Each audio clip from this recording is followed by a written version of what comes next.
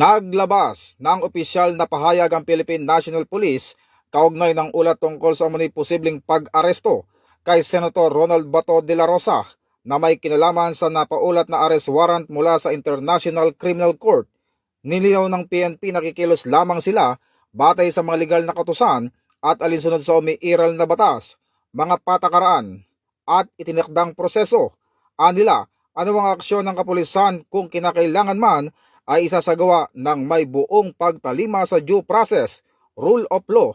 Tiniyak din ang maximum tolerance at paggalang sa karapatang pantao. Ito'y kasunod ng pahayag ni DILG Secretary Juanito Victor Remulla tungkol sa posibilidad ng contingency measures. Ayon sa PNP, patuloy ang kanilang koordinasyon sa Department of Interior and Local Government at iba pang ahensya ng gobyerno upang matiyak na ang anumang hakbang ay naaayon sa legal at operational protocols.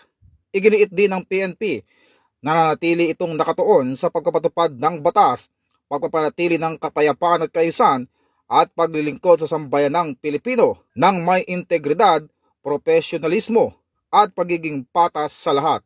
Ito ang bagong PNP para sa bagong Pilipinas, serbisyong mabilis, tapat at nararamdaman.